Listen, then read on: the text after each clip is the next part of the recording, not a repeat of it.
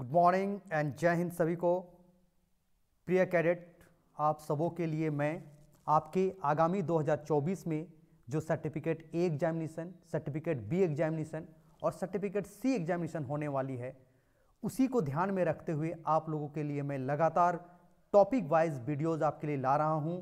Multiple choice question जो इस बार 2024 में जो आपकी परीक्षा होगी, 2024 में जो आपकी एग्जाम होने वाली है एनसीसी की, वो मल्टीपल चॉइस क्वेश्चन पर होगा और ओएमआर बेस्ड परीक्षा होगी। ओएमआर बेस्ड आपकी परीक्षा होगी।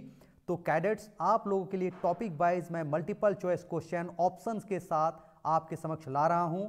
आप प्रत्येक वीडियो को ध्यान से देखें, याद करें, और अगर आप अल्फा ग्रेड सुनिश्चित करना चाहते हैं अपने एग्जाम में, अल्फा ग्रेड सुनिश्चित करना चाहते हैं, तो आप ये वीडियो को बार बार देखें, लाइक करें, शेयर करें। और बार बार मैं कहता हूं, अगर आपको वीडियो पसंद आए तो जरूर कमेंट बॉक्स में जाकर के अपना नाम और अपने स्टेट का नाम जरूर से जरूर टाइप करें। तो कैडेट, अगर आपको अल्फा ग्रेड लाना है, अगर आपको अल्फा ग्रेड पाना है अपने एग्जाम में, तो आप इस वीडियो को ना छोड़ें, बार बार देखें, प्रत्येक एपिसोड्स को देखें। आज मैं जो आप लोग समझ में टॉपिक लेकर आया हूं वो नेशनल इंटीग्रेशन, राष्ट्रीय एकता टॉपिक को लेकर मैं आपके समक्ष लाया हूं।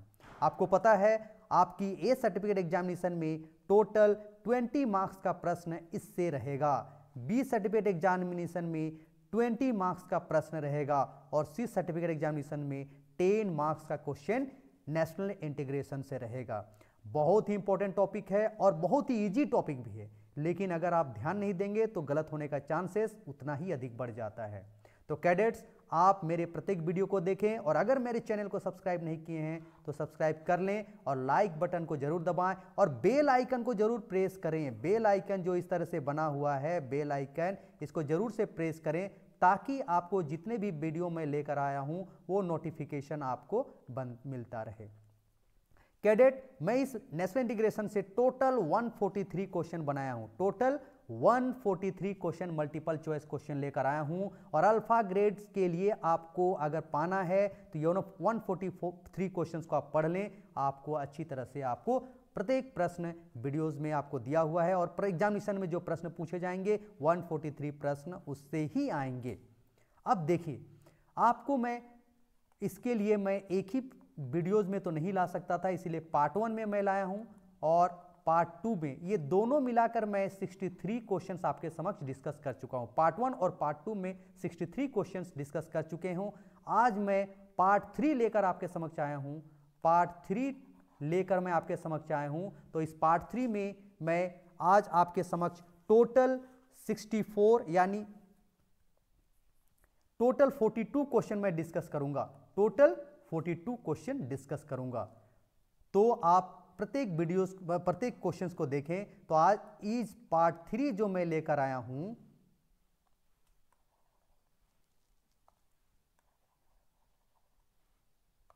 ये जो मैं आपको पार्ट 3 नेशनल इंटीग्रेशन का पार्ट 3 लाया हूं, इसमें लगभग मैं 42 प्रश्न आपके समक्ष डिस्कस करने जाऊंगा और इसका पार्ट 3 जब मैं लाऊंगा तो टोटल 143 क्वेश्चंस आपके पूरी हो जाएंगे। तो अगर 143 क्वेश्चंस को देखते हैं तो आपके एग्जामिनेशंस में नेशनल इंटीग्रेशन टॉपिक से इन्हीं प्रश्नों में से कोई ना कोई क्वेश्चन रहेगा। तो चलिए कैडेट, स्टार्ट करते हैं और आज का वीडियो स्टार्ट करते हैं और लेते हैं क्वेश्चन नंबर 44।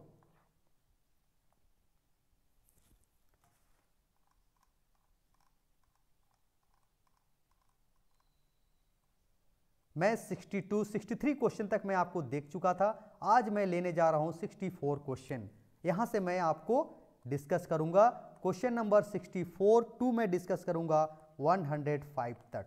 तो सबसे पहला प्रश्न पूछा है आपके समझ, देखिए, एनसीसी कैडेट में राष्ट्रीय भावना का विकास और विविध भाषा और संस्कृति से अवगत कराने के लिए कौन सा कैंप आयोजित किया जाता है? राष्ट्रीय भावना का विकास और विविध भाषा और संस्कृति से कैडेट जान पाए, इसके लिए कौन सा कैंप शिविर आयोजित की जाती है? The right answer is NIC, the right answer is NIC. तो कैडेट्स ध्यान देंगे, इसका आंसर है NIC, national integration camp. Now question number 65, Bharat का राष्ट्रीय ध्वज क्या है? Very simple question, right answer is option A तिरंगा। नाउ 66 भारत में दिया जाने वाला सर्वोच्च राष्ट्रीय पुरस्कार क्या है? भारत में दिया जाने वाला सर्वोच्च राष्ट्रीय पुरस्कार क्या है? तो इसका आंसर है question number 66, the right answer is Bharat Ratna. Bharat Ratna Bharat में दिया जाने वाला सर्वोच्च राष्ट्रीय पुरस्कार है। तो कैडेट याद कर लें, भारत में दिया जाने वाला सर्वोच्च राष्ट्रीय पुरस्कार Bharat Ratna. Now next question, question number 63, वीरता के लिए दिया जाने वाला भारत का सर्वोच्च पुरस्कार यानी अदम्य साहस के लिए दिया जाने वाला भारत का सर्वोच्च पुरस्कार क्या है? The right answer is Paramvir Chakra. Paramvir Chakra. Now the question number 68, शांति के समय वीरता के लिए दिया जाने वाला सर्वोच्च पुरस्कार क्या है? यानी जब दूसरे देशों के साथ युद्ध नहीं हो लेकिन कुछ ऐसी घटनाएं अपने देश में ही हो और वैसे स्थिति में अगर कोई भी वीरता का परिचय अगर कोई भी सैनिक देते हैं तो उन्हें कौन सा पुरस्कार दिया जाता है?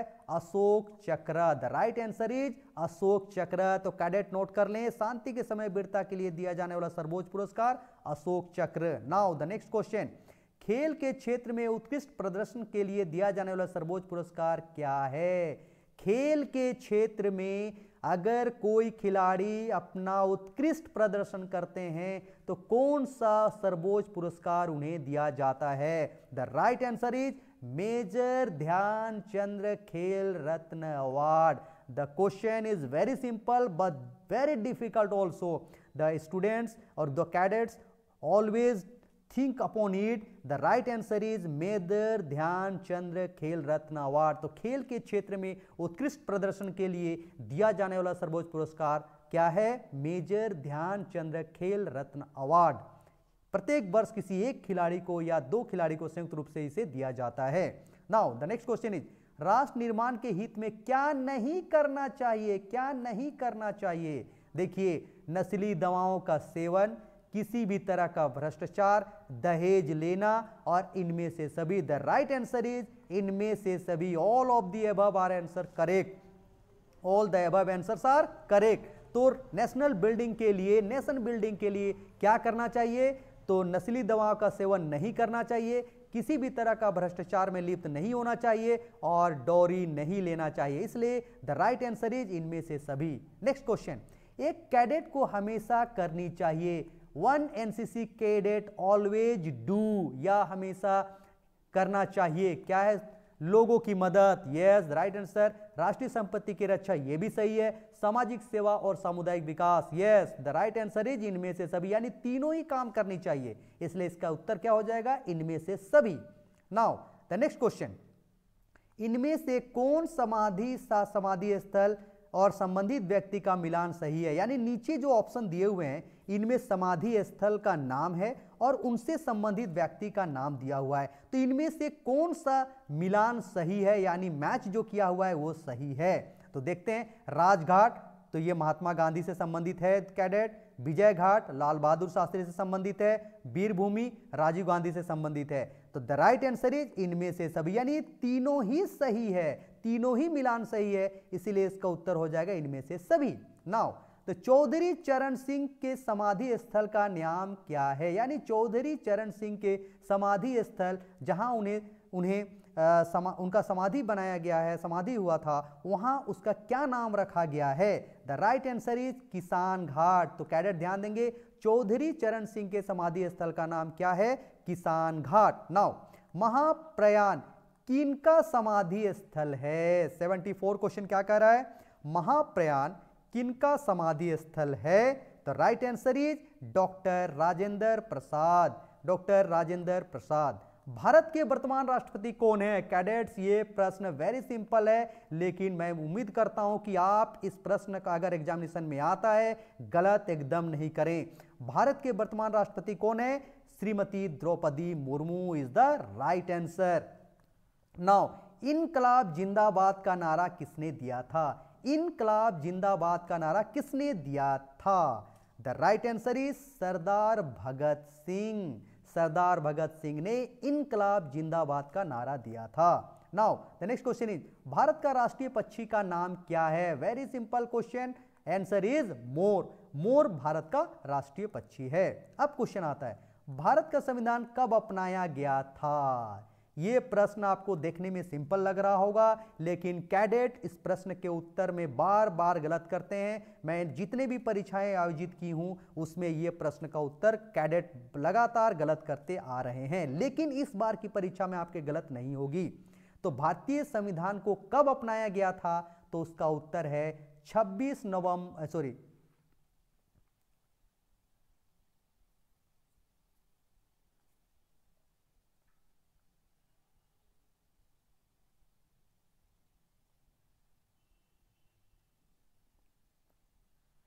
एक मिनट,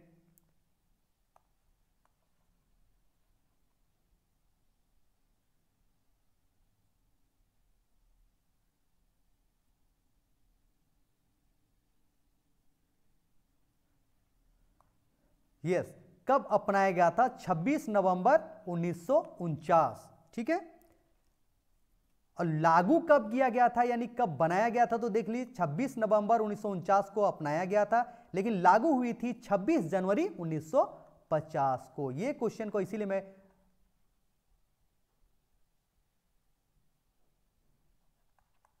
ध्यान दीजिए, सबसे पहले 26 जनवरी 1950 को इसको क्या किया गया था?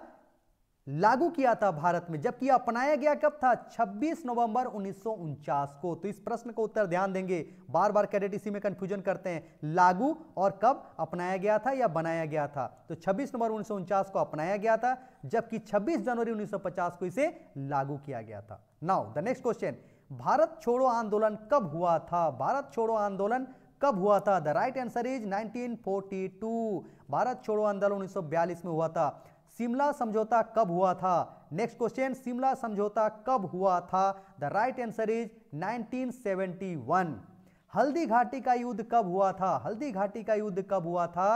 81 क्वेश्चन कह रहा है हल्दी घाटी का युद्ध कब हुआ था? द राइट आंसर इज 1576 ईस्वी में। तो कैडेट एक एक प्रश्न, प्रत्येक प्रश्न को उत्तर ध्यान से देंगे, प्रश्न को ध्यान देंगे और उसका उत्तर भी ध्यान से देंगे, गलत नहीं होगा। नाउ द नेक्स्ट क्वेश्चन, प्रथम विश्व युद्ध कब हुआ था? आंसर इज 1914 टू 1918, यानी 1914 से लेकर 1918 तक प्रथम विश्व युद्ध हुआ था, first world war. Now the second world war कब हुआ था? द्वितीय विश्व युद्ध कब हुआ था? 1939 टू 45, यानी 1939 से 45 ईस्वी तक द्वितीय विश्व युद्ध हुआ था। नाउ द राष्ट्र निर्माण के हित में क्या करना चाहिए? कोई भी कैडेट या किसी भी व्यक्ति को अगर नेशन बिल्डिंग करना है तो ऐसे ही स्थिति में क्या करना चाहिए? ऑप्शन है वृक्षारोपण, महिलाओं का सम्मान, पशु पक्षियों को तंग नहीं। तो द राइट आंसर इज इनमें से सभी। नाउ विश्व जनसंख्या दिवस कब मनाया जाता है? Population day, world population day कब मनाते हैं? The right answer is 11 July. 11 July. राष्ट्रीय एकता दिवस कब मनाया जाता है? National unity day. 86वां क्वेश्चन यही कह रहा है कि राष्ट्रीय एकता दिवस कब मनाया जाता है? 31 अक्टूबर। सरदार वल्लभ भाई पटेल का इन्हीं सी दिन जन्म दिवस है और उन्हीं के जन्म दिवस पर राष्ट्रीय एकता दिवस मनाया जाता है। नाउ द नेक्स्ट क्वेश्चन, विश्व एड्स दिवस कब मनाया जाता है? विश्व एड्स दिवस कब मनाया जाता है? 1 दिसंबर, 1 दिसंबर को वर्ल्ड एड्स डे मनाते हैं। Now the next question, Lucknow किस नदी के किनारे बसा हुआ है? लखनऊ किस नदी के किनारे बसा हुआ है? 88 क्वेश्चन क्या कह रहा है? लखनऊ किस नदी के किनारे बसा हुआ है? The right answer is Gomti. Now Delhi किस नदी के किनारे बसा हुआ है? Very simple question cadets, Yamuna. Delhi किस नदी किनारे बसा हुआ है? यमुना। हरिद्वार किस नदी के किनारे बसा हुआ है? हरिद्वार किस नदी के किनारे बसा हुआ? ये भी गंगा नदी के किनारे बसा हुआ है। आगरा किस नदी के किनारे बसा हुआ है कैडेट? तो इसका आंसर है यमुना। अयोध्या किस नदी के किनारे बसा हुआ है? अभी बहुत फेमस है अयोध्या, जहां 22 जनवरी को राम जो मंदिर है वहां आपका प्राण प्रतिष्ठा कार्यक्रम आयोजित की जा रही है। तो अयोध्या किस नदी के किनारे बसा है? तो इसका उत्तर है सरयू। अयोध्या सरयू नदी के किनारे बसा हुआ है। लड़के कैडेट बार बार गलत करते हैं, इसको क्वेश्चन को ध्यान देंगे। खेल के क्षेत्र में उत्कृष्ट प्रदर्शन के लिए दिया जाने वाला सर्वोच्च पुरस्कार क्या है? खेल के क्षेत्र में उत्कृष्ट प्रदर्शन के लिए दिया जाने वाला सर्वोच्च पुरस्कार क्या है? राजीव गांधी खेल Ratna award, major Dhyanchand Khel Ratna award, Arjun award, या इनमें से सभी? The right answer is Major Dhyanchand Khel Ratna award. तीनों रक्षा सेवाओं का सर्वोच्च सेना प्रमुख कौन होता है? सर्वोच्च सेनापति कौन होता है, या सर्वोच्च सेना प्रमुख कौन होता है? द राइट आंसर इज राष्ट्रपति। भारतीय थल सेना, भारतीय वायुसेना और भारतीय नौसेना, इन तीनों सेना रक्षा सेवाओं का सर्वोच्च सेना प्रमुख कौन होते हैं? राष्ट्रपति। नाउ सूरत किस नदी के किनारे बसा हुआ है? तो उत्तर है ताप्ती नदी। सूरत किस नदी के किनारे बसा हुआ है? ताप्ती नदी। नासिक किस नदी के किनारे बसा हुआ है? ये क्वेश्चन बार बार आ रहा है। गोदावरी। नासिक किस नदी के किनारे बसा हुआ है? गोदावरी नदी के किनारे नासिक शहर बसा हुआ है। उज्जैन किस नदी के किनारे बसा हुआ? ये क्वेश्चन भी लड़के गलत करते हैं। The answer is Kshipra. Maharana Pratap का जन्म किस राज्य में हुआ था? 98 क्वेश्चन क्या कर रहा है? महाराणा प्रताप का जन्म किस राज्य में हुआ था? तो राजस्थान। राजस्थान में राज्य में महाराणा प्रताप का जन्म हुआ था। अमरनाथ मंदिर किस राज्य में स्थित है? Very simple question but very difficult also. Question बहुत सिंपल है बट डिफिकल्ट भी है। 99 अमरनाथ मंदिर किस राज्य में स्थित है? A right answer Jammu Kashmir. Now Garba लोक नृत्य किस राज्य से संबंधित है? कैडेट आप इसका आंसर दीजिए जल्दी से। यस, जिन्होंने भी आंसर दिया है गुजरात, जिन्होंने भी आंसर दिया है Gujarat is the right answer. Garba लोक नृत्य किस राज्य से संबंधित है? गुजरात। नाउ नारायण घाट किस महत्वपूर्ण व्यक्ति का समाधि स्थल है? नारायण घाट किस महत्वपूर्ण व्यक्ति का समाधि स्थल है? क्वेश्चन वेरी टफ है, बार बार इसको क्वेश्चन गलत करते हैं ये भी। नारायण घाट किस व्यक्ति का समाधि स्थल है? तो आंसर है गुलजारी लाल नंदा। गुलजारी लाल नंदा के समाधि स्थल का नाम है नारायण घाट। भारत का राष्ट्रीय खेल क्या है? यस कैडेट जल्दी से अपना आंसर दीजिए। भारत का राष्ट्रीय खेल क्या है? यस, जिन्होंने भी आंसर दिया है hockey, then hockey is the right answer. Bharat का राष्ट्रीय खेल हॉकी। चलिए नेक्स्ट क्वेश्चन, भारत का राष्ट्रीय वृक्ष क्या है? चलिए जल्दी से आंसर दीजिए, मैं देख रहा हूं जल्दी जल्दी। भारत का राष्ट्रीय वृक्ष क्या है? आम है, बरगद या बट वृक्ष है, कटहल का पेड़ है, सागवान का पेड़ है? तो भारत का राष्ट्रीय वृक्ष है बरगद या बट वृक्ष। बरगद या बट वृक्ष राष्ट्रीय वृक्ष है। शांति वन किस महत्वपूर्ण व्यक्ति का समाधि स्थल है? शांति वन किस महत्वपूर्ण व्यक्ति का समाधि स्थल है? The right answer is Jawaharlal Nehru. Shanti one किस महत्वपूर्ण व्यक्ति का समाधि स्थल है? Jawaharlal Nehru. Now next question, Bharat का राष्ट्रीय जलीय जीव है? भारत का राष्ट्रीय जलीय जीव क्या है? कैडेट जल्दी से इसका आंसर दीजिए। कछुआ है, डॉल्फिन है, झींगा मछली है या शार्क है? तो भारत का राष्ट्रीय जलीय जीव है डॉल्फिन। तो कैडेट आप सबों के बीच में आज आपको लगभग 42 क्वेश्चंस का मैं आपके समक्ष डिस्कस किया हूं और उसका आंसर भी मैंने आपको दिया हूं। तो ये नेशनल इंटीग्रेशन टॉपिक का पार्ट 3 था। अगला पार्ट 4 भी जरूर देखें क्योंकि उसमें रेस्ट क्वेश्चन जो 143 क्वेश्चन मैंने नेशनल इंटीग्रेशन से बनाया है, 105 के बाद जो भी क्वेश्चन है लगभग 40 क्वेश्चंस का मैं डिस्कस पार्ट 4 में करूंगा। तो प्रत्येक पार्ट को पार्ट 1, पार्ट 2, पार्ट 3 और पार्ट 4 नेशनल इंटीग्रेशन का जरूर देखिए कैडेट, तभी आपका सी एग्जामिनेशंस में जो नेशनल इंटीग्रेशन टॉपिक से क्वेश्चंस आएगा तो आप आसानी से उसका उत्तर दे सकते हैं। तो कैडेट सभी वीडियोस को बार बार देखिए, याद कीजिए और एग्जाम में जाकर अल्फा ग्रेड सुनिश्चित कीजिए। कैडेट अगले नेशनल इंटीग्रेशन पार्ट 4 को लेकर मैं आऊंगा, तब तक के लिए जय हिंद।